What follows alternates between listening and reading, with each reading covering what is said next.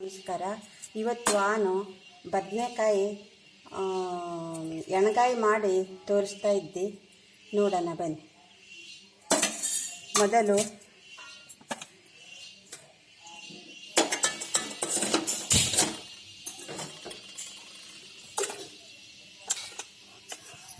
ಉದ್ದಿನಬೇಳೆ ಒಂದು 2 ಚಮಚ ಹಾಕುವಷ್ಟು, ಆಮೇಲೆ ಚಕ್ಕೆ 1-2 ಲವಂಗ, ಇಲ್ಲಿ ಒಂದು 7-8 ಬ್ಯಾಡಗೆ ಮೆಣಸಿನಕಾಯಿ ಪರಂಜಿಯನ್ನು. ಖಾರಕ್ಕೆ ಬೇಕಾದ್ರೆ ಸ್ವಲ್ಪ ಇದೆ, ಮತ್ತು ಹೆಚ್ಚಿಗೆ ಸೂಜಿ ಮೆಣಸು ಹೇಳಿ ಇಟ್ಕಂಜಿಯನ್ನು. ನಿಂಗೋ ಬೇಕಾದ್ರೆ ಹಸಿ ಮೆಣಸು ಹಾಕ್ಬೇಕು. ನಾನು ಹಸಿ ಮೆಣಸು 2 ಕಟ್ ಮಾಡಿ ಇಟ್ಕಂಜಿ. ಖಾರ ನಿಂಗಡಿ ಇಷ್ಟ, ಬರೀ ಬ್ಯಾಡಿಗೆ ಮೆಣಸಾದರೆ ಬರೀ ಬ್ಯಾಡಿಗೆ ಮೆಣಸು ಹಾಕ್ಕೊಳ್ಳಕ್ಕು. ಈ ಖಾರಕ್ಕೆ ಬೇಕಾದ್ರೆ ಪ್ಯಾಟಲ್ ಚಿಕ್ಕ ಸೂಜಿ ಮೆಣಸು ಅಂದರೆ ಖಾರದ ಹಸಿ ಮೆಣಸು ಚಿಕ್ಕದಲ್ಲಿ ಅದ್ರೂ ಹಾಕ್ಕೊಳ್ಳಕ್ಕು.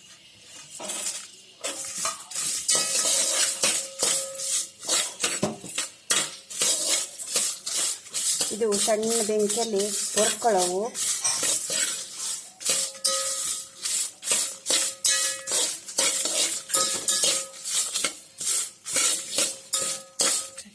ಸಾಸಿವೆ 1 ಚಮಚ ಹಾಕುವಷ್ಟು, ಹಾಗೆ ಕೊತ್ತಂಬರಿ,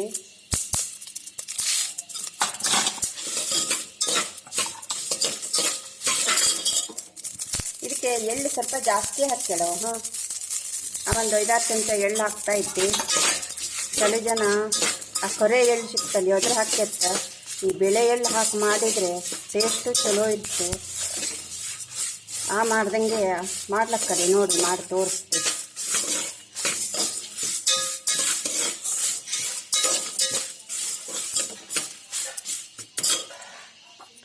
ಕೊರಿಯಲೆ ಚೂರು ಇಂಗು,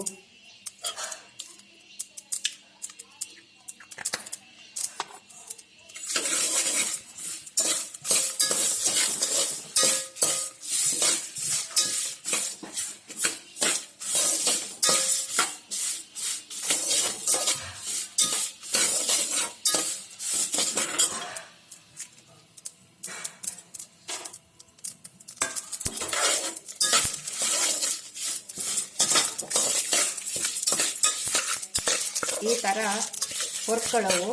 ಇದ್ರ ಬರ ಮಾಡ್ತಾ ಇದ್ದೀವಿ. ಒಗ್ಗರಣೆಗೆ ಇಟ್ಕೊಂಬನ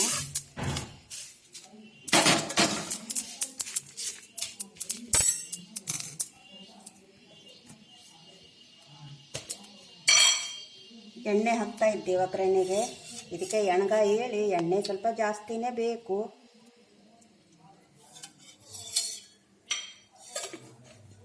ಇದಕ್ಕೆ 1 ಚಮಚ ಕಡಲೆಬೇಳೆ ಒಗ್ಗರಣೆಗೆ,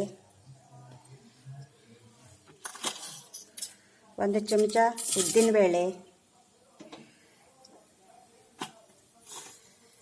ಸಾಸಿವೆ 1 ಚಮಚ, ಇಲ್ಲಿ 2 ಹಸಿ ಮೆಣಸು ಕಟ್ ಮಾಡಿ ಇಟ್ಕಂಜಿ ಅದ್ರ ಹಾಕ್ತಾ ಇದ್ದಿ ಒಗ್ಗರಣೆಗೆ.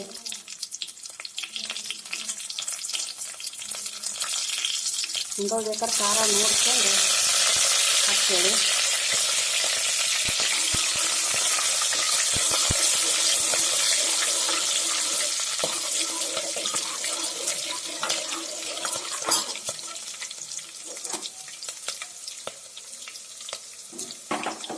ಇಲ್ಲಿ ನಾನು ಶುಂಠಿ ಬೆಳ್ಳುಳ್ಳಿ ಪೇಸ್ಟ್ ಮಾಡಿ ಇಟ್ಕೊಂಡಿ ಇವಾಗ ಇದ್ರ ಹಾಕ್ತಾ ಇದ್ದೆ.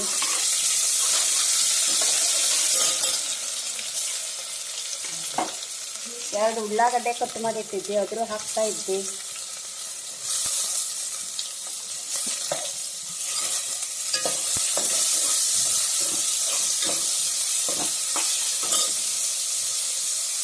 ಟೊಮೆಟೊ ದೊಡ್ಡದು 1 ಟೊಮೆಟೊ ಕಟ್ ಮಾಡಿ ಇಟ್ಟಿದ್ದೆ ಅದ್ರ ಹಾಕ್ತಾ ಇದ್ದೆ. ನಂತರ ಕೊತ್ತಂಬರಿ ಸೊಪ್ಪು.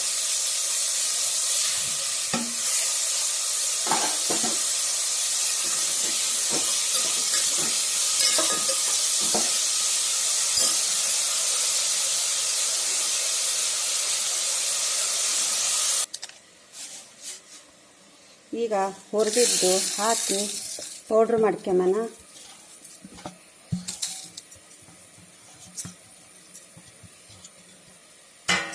ಇದಕ್ಕೆ ನಾನು ಶೇಂಗಾ ಹುರಿದು ಬೇಳೆ ಮಾಡಿ ಇಟ್ಗಂಜಿ ಅದ್ರ ಹಾಕ್ತಾಯಿದ್ದೆ ಪೌಡ್ರ್ ಮಾಡಲೆ.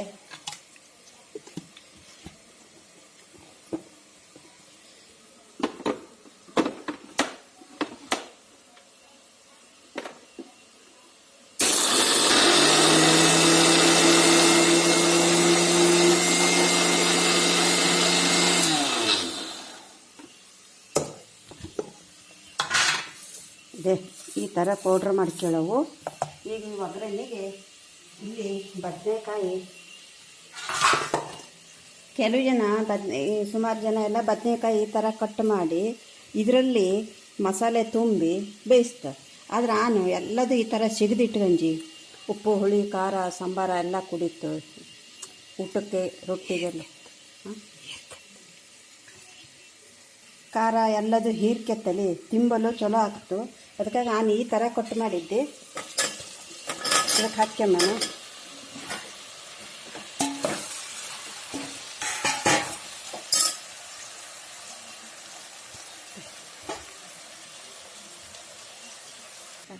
ಒಂದು ಕಪ್ಪು ಒಣ ಕೊಬ್ಬರಿಯನ್ನು ಪೌಡ್ರ್ ಮಾಡಿಟ್ಕಂಜಿ ನಾನು ಇದಕ್ಕೆ ಹಾಕ್ಯತ್ತಾ ಇದ್ದೆ. ಈಗ ಹಾಗೆ ಈ ಪೌಡ್ರು ಹಾಕವು.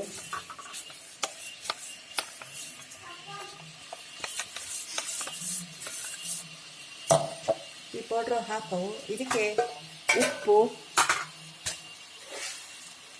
ರುಚಿಗೆ ತಕ್ಕಷ್ಟು. ನಾನು ಇಲ್ಲಿ ಒಂದು ಕಪ್ಪು ಅರ್ಧ ಕಪ್ಪು ಮೊಸರು ತಗಂಜಿ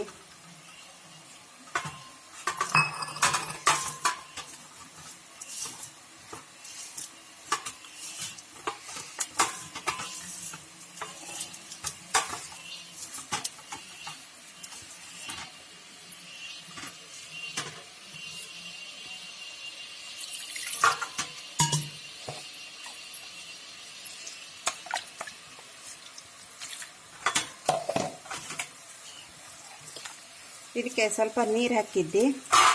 ಇವಾಗ ಇದಕ್ಕೆ ಹಾಕವು.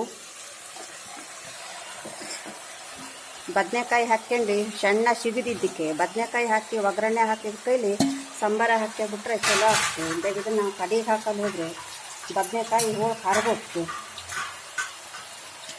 ಇದು ಸರಿ ಕರೆಕ್ಟಾಗಿ ಬೆಂತತ್ತು.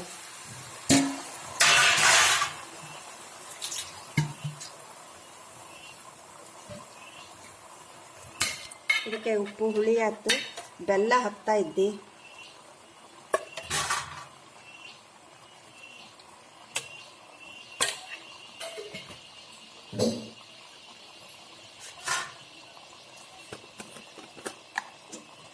ಚೂರು ಅರಿಶಿನ ಹಾಕ್ತಾ ಇದ್ದೆ.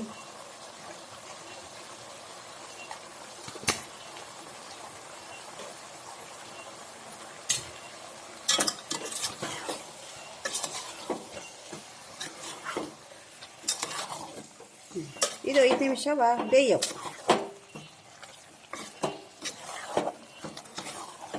ಬದನೆಕಾಯಿ ಎಣ್ಗಾಯಿ ಪಲ್ಯ ರೆಡಿ ಆಯ್ತು. ಇದು ಅನ್ನದ ಜೊತೆಲಿ ರೊಟ್ಟಿ ಚಪಾತಿ ಎಂಥರ ಬೇಕಾದ್ರೂ ಹಾಕ್ಕೊಂಡು ತಿನ್ಲಕ್ಕು ಭಾರಿ ಚಲೋ ಆಗ್ತು. ಈ ಥರ ನೀವು ಮಾಡಿ ನೋಡಿ ಹೆಂಗಿದ್ದು ಕಮೆಂಟ್ ಮಾಡಿ, ಲೈಕ್ ಶೇರ್ ಕಮೆಂಟ್ ಮಾಡಿ. ಧನ್ಯವಾದಗಳು.